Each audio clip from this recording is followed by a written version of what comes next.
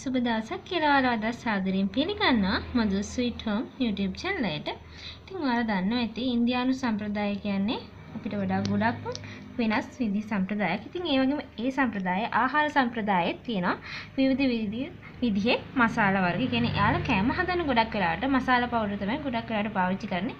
ඒ ආහාර හදන්න යාට වෙනස් වෙච්ච ඒ මසාලා පවුඩර් වර්ග තියෙනවා. ඉතින් මම අද ඔයාලට කියලා දෙන්න යන්නේ අන්න ඒ වගේ එක්තරා මසාලා පවුඩර් එකක් තමයි. ඉතින් මේකට කියන්නේ කඩායි මසාලා පවුඩර්. එහෙම නැත්නම් කරාහි පවුඩර් කියලා කියනවා. මේ විදිහට කරාහි කඩායි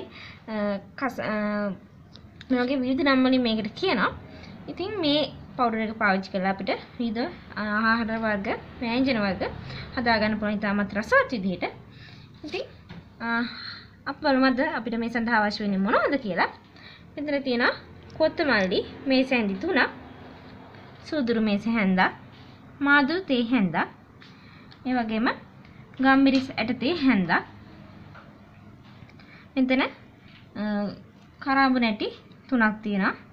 එනසාල් එහෙමත් නැත්නම් කරදමුංගු 2යි, අංගලක පමණ කුරුඳු කැබල්ලක් තියෙනවා. එයාට සාමාන්‍යයෙන් පාවිච්චි කරන්නේ අහලා ඇති කාශ්මීරි මිරිස් කියලා. ඉතින් මේ කාශ්මීරි මිරිස් කියන එක ඇත්තටම සැරින් අඩුයි. එයාලා වැඩිපුරම පාවිච්චි කරන්නේ කාශ්මීරි මිරිස් කියන එක. සාමාන්‍යයෙන් එයාලගේ ආහාරවල වර්ණය වැඩි කරගන්න, කියන්නේ රතු වර්ණය වැඩි කරගන්න තමයි එයාලා කාශ්මීරි මිරිස් කියන එක පාවිච්චි කරන්නේ. ඉතින් එයාලා ඒක දානකොට නම් එයාලා සාමාන්‍ය මේකට 8ක් 9ක් වගේ දානවා. ඉතින් අපේ මිරිස් මේ වියලි මිරිස් තමයි මම මෙතන තියෙන්නේ.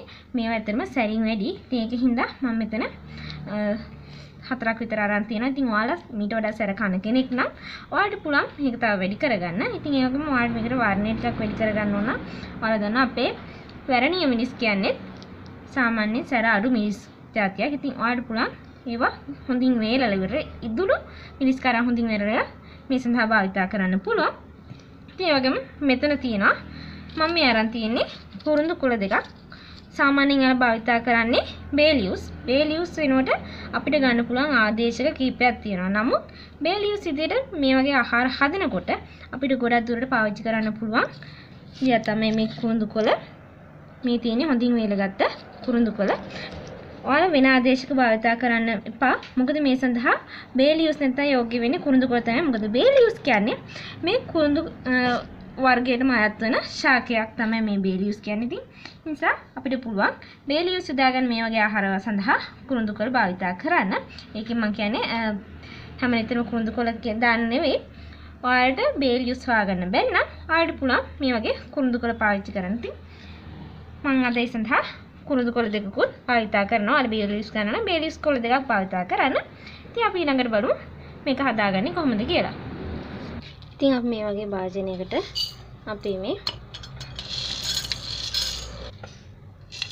සූදුරු මාදුරු මේ දේවල් දාගන්න. හැබැයි අපි අපේ මේ වියලි මිරිස් ඒ වගේම කුරුඳු කොළ එහෙම නැත්නම් බේලියුස් ඒව දාගන්නේ නැහැ. අපි ඒ දෙක හැර අනිත් සියලුම දේ මේ විදිහට දාගන්න ඕන. ඊට පස්සේ අපි අපේ ලිප පත්තු කරගෙන මද ගින්දරේ අපි මේක ටිකක් මේ විදිහට විනාඩි 2ක් 3ක් වගේ මේ විදිහට කවලම් කරගනිමින් ටිකක් බෙද ගන්න ඕන.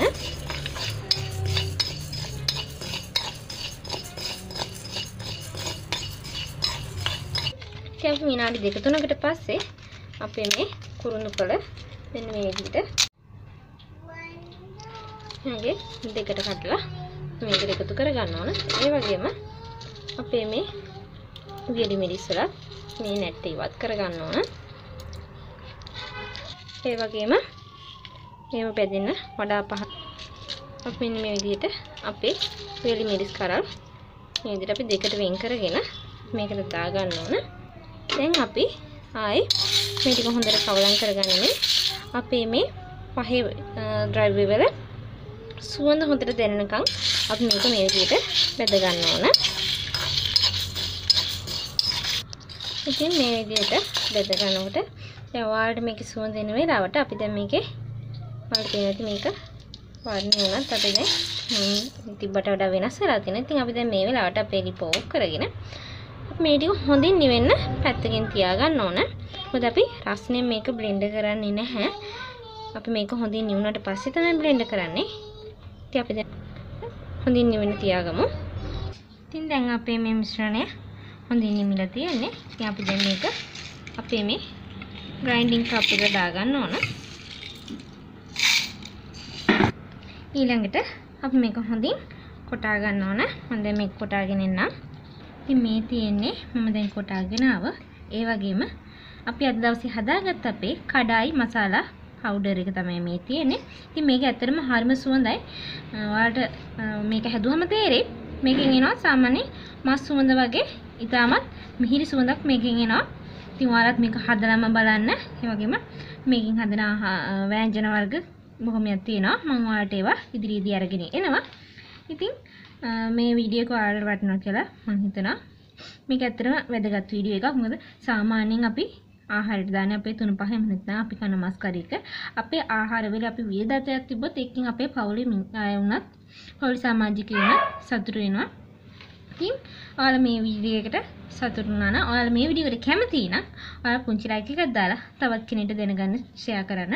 ඉතින් ඔයාලට තව මොනවා හරි ප්‍රශ්න මගෙන් අහන්න තියෙනවා නම් ඒ වගේම ඔයාලගේ වැදගත් අදහස් පහළ කමෙන්ට් බොක්ස් එකේ මට කමෙන්ට් එකක් විදිහට දාන්න.